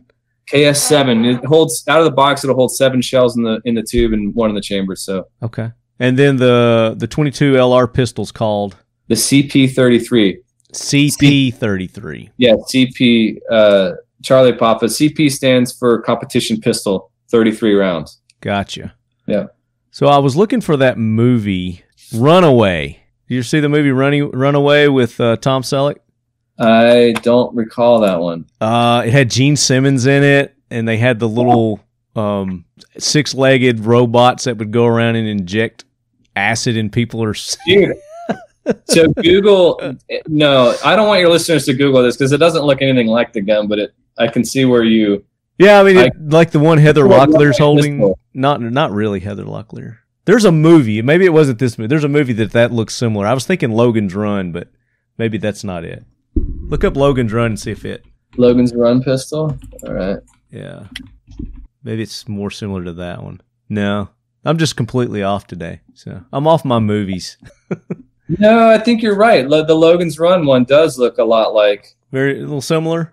Okay, it's the movie version of a real gun. Yeah, that is a weird looking gun. That's real. Well, it was a movie prop. It's not real. Okay. Yeah, because I've never seen one before. But dude, you got to watch Logan's Run. You never watched Logan's Run. It's a good movie. That's where you're getting that from. So. So don't listen to me. It looks like something that I've seen in the movies, but this is a real gun. Functions. Yeah. Yeah, I should add that it's also M-lock on the bottom here. Oh, okay. And this whole housing, by the way, you can't tell on the camera, this is all aluminum. M-lock on a pistol. Yeah, so the bottom M-lock section and the entire top or upper of the gun is all aluminum. Nice. So it's not the polymer, it's aluminum. Right. Yeah. But it's still super light. So yeah. And very, very suppressor friendly. Yes. So yep. Very cool. Super fun. So 2 new releases at SHOT Show. Yep. And you're the first person I've told about it. Well, Talking Lead is the exclusive, the show for exclusives. So thank you for doing that. Yes, sir. I look forward to talking more at SHOT Show about it, and you bring props. So we'll do a social media live or something like that. Oh yeah, for the lead heads. Of course, you know how I do. So let's go. More questions for Chad. There was one about the Ksg Cycling Issues. I'm not familiar with that. I'm not either. I get questions like that from time to time, and it's because people are watching. It's the blessing and curse of YouTube. Mm-hmm. They watch videos that are probably 8 years old, and they don't realize it's an 8-year-old video, and so they'll ask, have you gotten the bugs out of this gun or that gun, or have you fixed the magazines here and there? Because the reviewer may say, the gun's great, but I really don't like the magazines. And so they just take that and they the information will email us like, so have you fixed the magazines or whatever? Yeah. So I think what he's talking about here, in my experience, that's a user error. If you're not familiar with that platform, the layout of the KSG and how you operate it, the racking is a little different than normal. So because it's shorter. Although very, very slight, there is a learning curve. Yeah, it's a little, but it's like any gun you get. You want to go out, you want to shoot it, you want to practice with it, you want to become efficient with it. So, if you're not out regularly shooting your KSG, then that's probably your issues. You're short stroking the, cocking it? Is that what they call it? What did you go? I'm sitting here doing the jerk action. off. Yeah, the action. Thank you. Yes, so they're short stroking the action. So I think that's probably what he's talking about there. That's from Doug. It could be that, or it could be he could have watched a video with somebody with a legitimate feeding issue or something like that happens, So sometimes it's the ammo too. You get some of that 12 gauge. That's true. 12 gauge. A lot of times it's the ammo. Yeah. Very, very finicky. That was from Doug. So thank you, Doug. Disruptive Tactics Inc. I can't say. So you know who you are. He says, "I love Chad." Disruptive Tactics Inc. Thank you, Disruptive Tactics Inc. Tactics Inc. I can't say it today. You know who you are. I know who you are. You're one of our big followers, so thank you. We love Chad too. Says, can't wait. We got that one, Cycling Issues. I need that shirt. Well, get them at 1776united.com. You can get that shirt. What is in store for the future of Kel-Tec? We just talked about that. That's the immediate future of Kel-Tec. That's the immediate. Can you go into distant future? I can tell you that over the next 4 to 5 years, and I'm only saying this now, I have to explain to your listeners that don't know me. I'm not just a hair club for men, customer. I'm hair club for men president. No, I'm a huge fan of my company, and I pinch myself every day because not everyone can say that. Like, they work in an industry, and it's just a job to them. But I'm also, since I'm a huge fan, I'm a big critic of our company. Yeah. And so when I see products, I want the engineers to implement certain things because I'm on the ground with you guys. Like, I'm a shooter. I shoot 3-gun. I shoot tactical classes. I go out and have fun plinking with my friends and family. So I get it. I understand the wants and needs for the industry or the customers. So when they present me with, here's the next thing we have coming out. This is our newest design. We're going to put this out. I'm like, I don't know if people are going to like that. Or I point at the screen and I go, that's badass. And I want one. If it's badass and I want one, I can almost guarantee you that most people that know us are going to think the same thing. Mm-hmm. And I can tell you without a doubt over the next 4 to 5 years, we've got about seven to 9 products that are going to freaking blow your mind. It's crazy. Any hint as to, I can't. Realm or is it hunting tactics? I can tell you this. And again, if you're a fan of Kel-Tec, you know this about us. But when I went to George's office and saw these renderings and stuff and his designs, the future designs coming up, I thought to myself, I didn't think you could be any more innovative, and then you're freaking blowing my mind again. And I'm talking like 7 products. My gosh, my mind is just like exploding right now with thinking of what it could be. I know, and I wish I could tell you because it's crazy. I'm like, this one, George, how do you think of this stuff, dude? Are y'all hiring? Can I get a job there? Just so I can be in the know. It's crazy, man. I'm going to send you my application. we've got there's a very long future ahead for us as far as innovation goes. And honestly, I can't believe he thinks of these things. It's weird because most things that are quote unquote innovative are generally either really cool, but they're not practical, so they're kind of gimmicky. But the stuff that he comes up with is not only super innovative, it's actually practical. Mm-hmm. You can use it in your daily life, you know? Yeah. I've said it, ever since, we've been talking, and I said it even before. I mean, Kel-Tec is one of the most innovative firearms company out there, and that's what we need in this industry. They're not doing the same old thing over and over again. Right. Oh God, who is it that just came? Mossberg, just came out with another freaking handgun. It looks just like a Walther PPS. I saw it at the show this week. Yeah, it's got a couple of cool little things to it, differences, but it's the same old where you're not getting that with Kel-Tec. I mean, look at the Sub 2000. Look at the KSG shotgun. Yeah. Look at the new 22 LR that they're coming out with. The PMR. I can't say even remotely what it is, but along those lines, we're stop it. You're killing me. We're doubling down on cool again.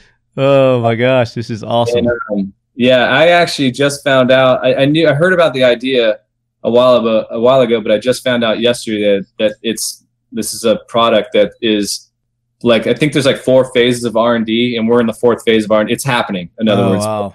It's coming out, and it's so it's too late for me to get in on the think tank behind it. I would love to get on one of your committees, when you come out with a new product, and just give my wild, harebrained ideas. I'll give you a hint. I'll give you and the listeners a hint. All right, cool. So we're not known for, and I'm talking handguns, and I have to exclude the PMR-30 because the PMR-30 has a phenomenal trigger. We're not known for good triggers in our self-defense handguns. This one has an incredible trigger, and that's all I can tell you. Okay. And we are not late to the party because, like you said, it's not the same old. Mossberg came out of the pistol. It's the same old. Whatever. This is not. We're not coming late to that party at all. This is a whole new thing. Cool. So I'm excited. That's in the next couple of years. That one is closer to probably being next year, maybe. Next year, yeah. Possibly. And also look for us at NRA. We have a very cool thing for you for that as well. So okay.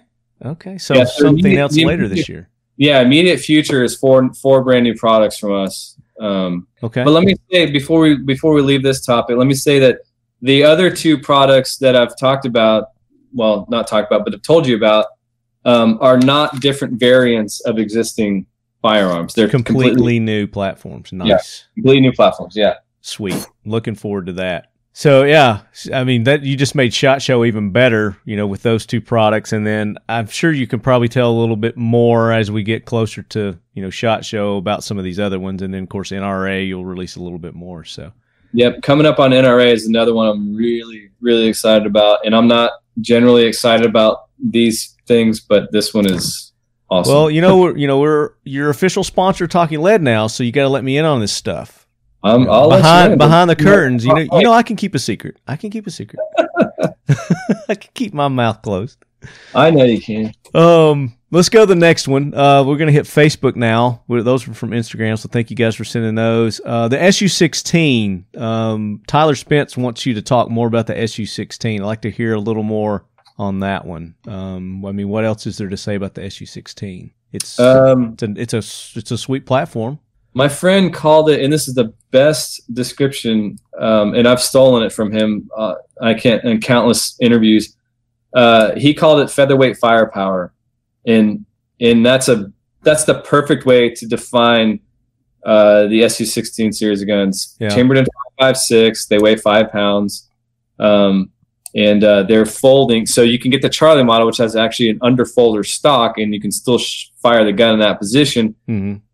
Or if you have any of the other variants, you can just push the assembly pin out and fold the gun for storage. So it folds up to whatever 17 inches or whatever it is, depending on barrel length you have. Another nice backpack gun. It is, and it takes standard magazines. So any AR-15 mag or drum you can put in that, or get a PLR 16 and set it up like yours. That is the way to go. Yeah, and that's what I did. Is I took an SU-16 part and put it on the. Oh, yeah. So anyone that may have been questioning that, how did you put that stock on there? We actually sell the adapter on our website. Right. So you can just go on there. It's four screws that go on the side of it, and then you can put any buffer tube you want screwed in there. Any AR style buffer tube or pistol. Yeah, for the braces. Yeah. Yeah, definitely. So yeah, there you go, Tyler. Another one real quick. Which PCR of theirs would they recommend for heavily wooded hunting medium game? I know the answer to that. PCR? He says PCR. I'm thinking pistol caliber rifle. Yeah, sub 2000. Oh yeah, I mean that's the one. If he's not referring to pistol caliber rifle, which I'm probably sure that's what he means. Yeah. Usually it's PCC. Right. Maybe just typoed, but pistol caliber carbine.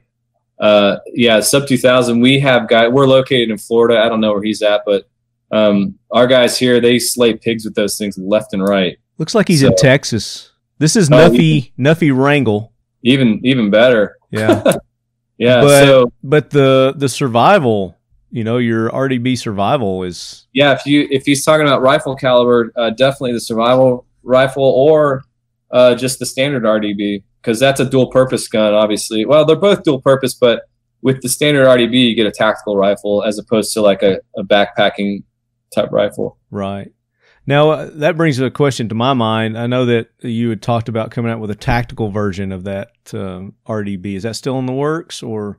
It is, yeah. But going back to the standard version, just to let him know, we do make that also in a 20-inch barrel, and all the barrels are 1-in-7 twist. So if he wants to use heavier bullets, heavier, slower bullets, because generally the heavier the bullet, the slower it is. Yeah. You can knock down coyotes. Yeah, you knock down stuff all the time with those things. And those are fine to be suppressed. Yes. Oh, absolutely. They're meant to be suppressed. Yeah, exactly. Yeah. Unlike the one we were talking about earlier. And suppressing the sub 2000. Absolutely suppress it. Yeah, that's just a straight blowback, and it's a pistol caliber, so you can't go wrong. Okay.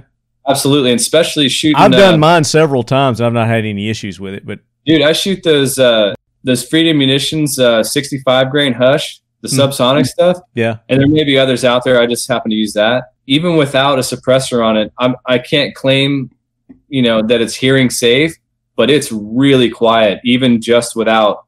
The sub 2000's quiet in general. Yeah. So when you put that ammo in there, subsonic ammo, it's real quiet. But then you put a can on it, it's literally Hollywood quiet. Yeah, and I've got some videos on our YouTube channel where we shot it suppressed out at Iraq Veterans Range. We went out there. Yes.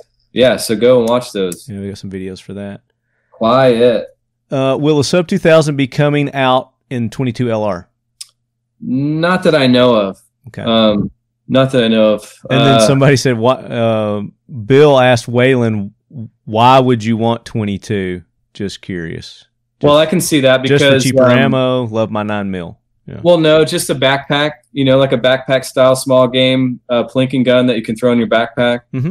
I can see that. Like a, what's that Ruger? I think Ruger's got one. It's the takedown or whatever. But you guys have the CMR with the 22 mag. Yeah, that's... absolutely. Awesome. I would love to get one of those too. That's one of my bucket lists. In 22 mag is What do you laugh at that? It's become so common as if it's hard for you. Yeah. 22 mag's become so common as well that why not bump up from 22 LR to 22 mag? Absolutely. For a carbine like he's talking about. So look at the CMR 30 and it holds 30 rounds, which is pretty sweet too. So right, same magazines that the PMR uses, so you could have the PMR and the CMR and use the same mag, same ammo. Where's he from? Because in regulatory states, the CMR 30 is going to be a problem. Let's see. Waylon is from. Looks like he's around Texas too. Says the Art Institute of Houston. So then he's got nothing to worry about. CMR 30 all day. There you go. That stock collapses and makes it small. So good answer. I think that that gets the majority of the question. Was there anything that you wanted to make sure that the lead heads are aware of, or that you're because they can't see you, right? They can't see me? Yeah. We could do a live. Well, after we get off, we could do a live. I just want to let the lead heads know that your beard's looking gorgeous. Oh. Yeah, I mean, unfortunately, from time to time, I will post my ugly mug on Instagram. Yeah. So just that we're super, every end and beginning of the year, just want to tell our customers, friends, and fans, because we get busy doing stuff and I don't always get a chance to talk to you or thank them for their business and for their support and stuff. So, just a big thank you to all the people listening that have been supporting our company for a long time and are potentially interested in our products. Come on in and become part of the family.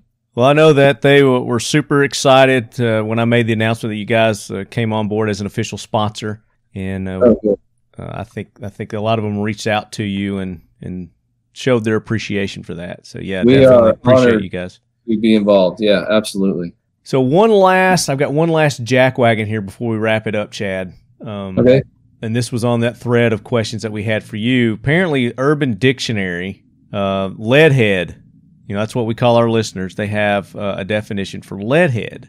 And Jason Edgar, who wants to throw them on the jackwagon train, says they have highly offended the Leadhead Brigade. Their definition is completely wrong on leadheads, and we can prove them wrong. Here's a screenshot of their definition. And I just pulled it up. It says somebody whose head is so thick they are often dropouts or quitters. Some side effects are they trip a lot, laugh at jokes a little too late, but beware, some people have these side effects because they were dropped on their head as a child or just plain ate too much candy.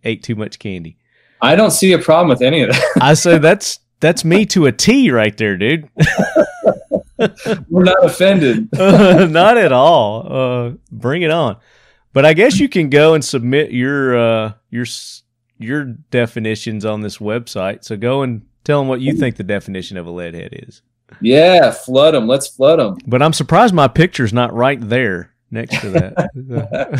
Yeah, you see that coffee mug? There's a coffee mug ad there. Your name should be right there, or your face should be right there. Exactly. Yeah. Well, very good. I think we've covered quite a bit in this episode. So. We always do. We always go over, I feel like. Yeah, well, there's no such thing as over on this show. That's the great thing about the Talking Lead podcast is we could probably go on for another 3 hours, but we won't. Yeah, we've got to get Chad back to work. They just came back off a nice vacation, another benefit from being an employee at Kel-Tec. 2 weeks paid. Nice. Again, I'm going to send you my application.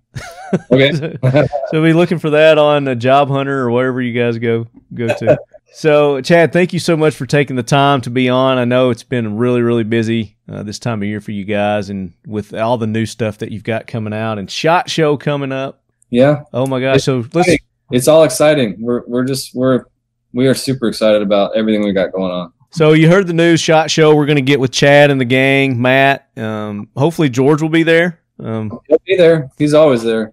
Would love to talk with George again, and we'll do some live stuff at the range, show you guys those new guns in action. Yes. But we definitely will have them on at SHOT Show again, so stay tuned for that. And in the meantime, make sure you go to keltecweapons.com and check out all their reminded me. I'm sorry. New website? Head injury. Yes, we have a brand new website coming out supposed to be done before SHOT. Okay. Waiting on developers kind of thing. So maybe just after SHOT or during SHOT, but brand new website that's going to be really cool and way, way more intuitive and easier to use than our current website. So very nice. And always there's social media. You go to Facebook, go to Instagram, check out what's going on there. And just to remind you people, you guys, you lead heads, I am the one that's on our I'm the only one that is an admin on our social media. So you're actually talking to me when you go on there.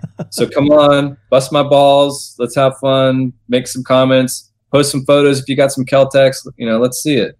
Bring it, he said.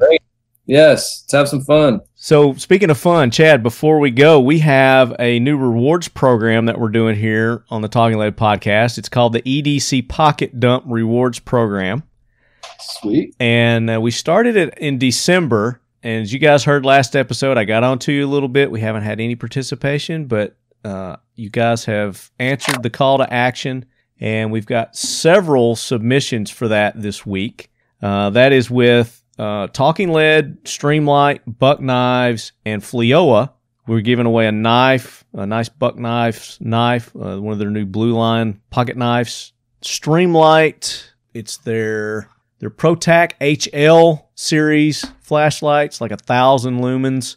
And we're giving away, FLEOA is giving away Defy Battlefield watch with that package.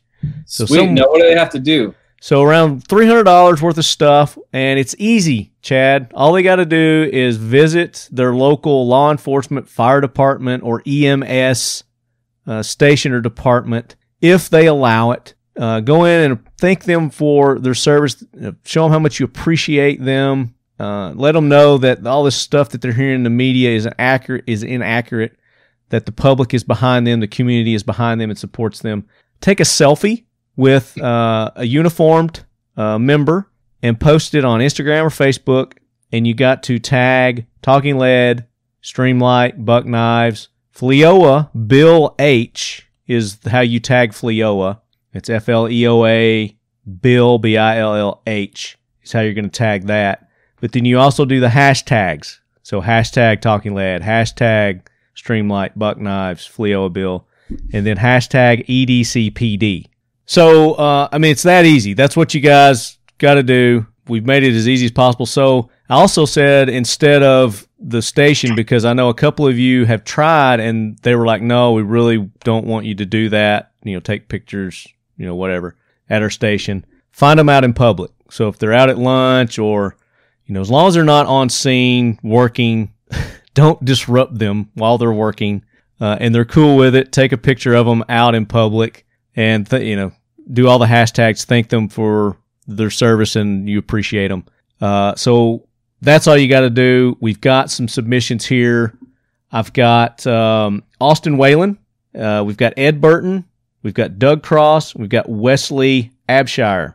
And Wesley was on Facebook. The other guys, I think, did Facebook and Instagram. And Ed is actually a police guy. And so what we're doing is we're giving 5 away to you civilians and we're giving 5 away to you sheepdog. So law enforcement, fire department, as long as it's not going to get you fired or get you in trouble, take part in this also. Go out in the public, take pictures with the public. And you guys are eligible to win one of these as well. So we gave one away last week. We didn't have any submissions. And I just wanted to show you guys that, we're going to give these things away somehow, some way.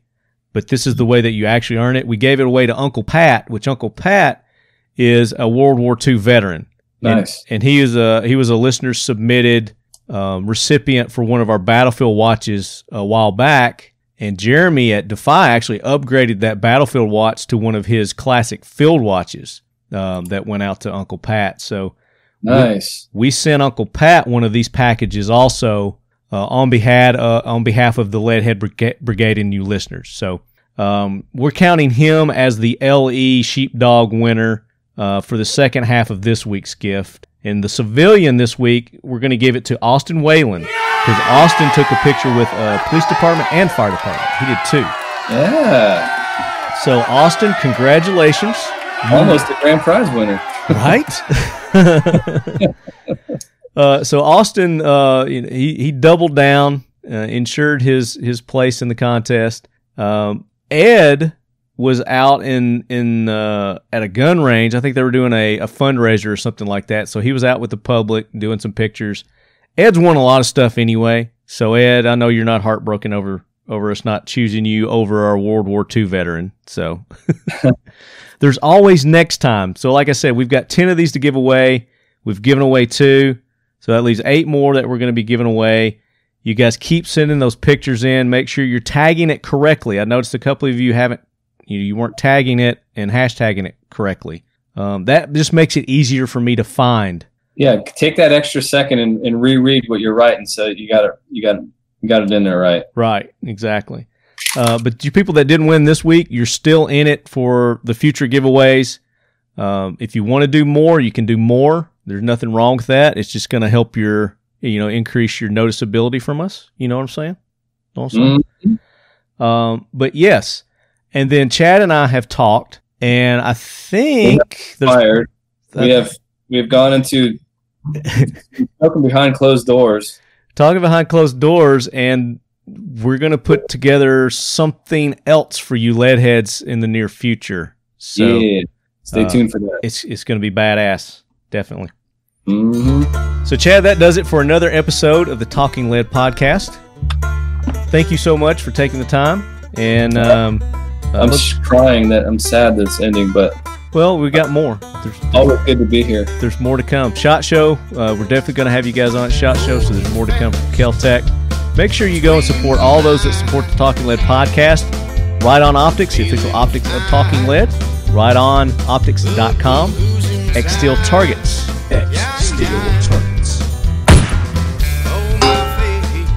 XSteelTargets.com. Modern Spartan Systems for all your firearms lubrication and cleaning needs. Check them out, modernspartansystems.com. And of course, they've got the TVT engine oil additive that I use in the lead sled. Keeps the old engine running and lubricated. I'm at 320,000 miles, something like that, on the lead sled now. I need some of that for my bike. Yeah, it works in. I put it in everything that has an engine at our house. I put it in the lawnmowers. I put it in the generators. Put it in the chainsaws. Everything. It's the secret sauce. It is. It's good stuff. I'll get you some. We'll make sure we hook you up with some. I'd like to try it. And then, of course, Kel-Tec Weapons, the makers of the fine Bullpup line of RDBs, RFBs, the KSG shotguns, and the PMR and the CMR for the 22 mag lovers out there. Make sure you check those out. And they also have a fine line of... There was a couple of questions on pistols that we didn't get to. I meant to get to those. Sorry about that. We'll get them next time. We'll get those next time. Hey, shoot me an email on Facebook or wherever. I'll answer all your questions. Yeah, you can just... or you just Google Kel-Tec and get on our Facebook page and me an email. So like Chad said, he's the one managing the social media, so go and private message on... Or just send it... post it on their regular page, a question, Instagram or Facebook. Yep, absolutely. Chad will answer your questions there. And for all your official Talking Lead swag, you go to 1776united.com for our t-shirts, the classic t-shirts, the Leadhead Brigade t-shirts, patches. Those should be in stock now. I know that they've been out of stock, and you should have reordered, and those should be coming in any day now. Can I just tell you all how comfortable those things are? They are the most comfortable t-shirts. And they're literally like crack around here at Kel-Tec. Everybody wants one. I'm telling you, I get an email from Chad about every other week. It's like, they feel left out because they hadn't got a shirt yet. So, yeah, and it's good. They're comfortable. And then, of course, for your drinking needs, the Evil Black Assault Mug, the Talking Leady. Better than a Yeti, keeps your drinks hotter or colder, minutes longer than a Yeti. Don't be a snowflake, get a Leady. That was good. You get those at dip123.com/talking lead. And there's 2 different sizes. I think he's got them at the same price. So you might as well go ahead and get the big one for the same price. And I noticed that a lot of you guys did that over Christmas holiday. A lot of your stockings were filled with leadies. I saw that. That was cool. So thank you guys for the support on doing that. Warren Scope Mounts, friends of the show, Warren Scope Mounts does a lot for the show. Occam Defense, and of course the sponsors of our AK Corner, Pioneer Arms Corps USA. Next episode's coming up soon after this one. The 15th is when it's going to drop. And we're going to be talking about 922R compliance, Chad. And, Chad, we're giving away AKs on that. We've given away 6 so far. We got 6 more to give away. What? Yes. I need an AK. 12 AK-47s from Talking Lead and Pioneer Arms. That is awesome. Good on them. That's awesome. Yeah. You all go to their website and send them an email and thank them, because that is really generous. It is very cool. And like I said, you know, we got our next one of those series. We're gonna work on with Chad. Hopefully, we can get something worked out. So, yeah. All right, guys. Until next time, as always, keep your loved ones close and your firearms closer. Very good. I didn't have to tell you what it was this time. I'm impressed.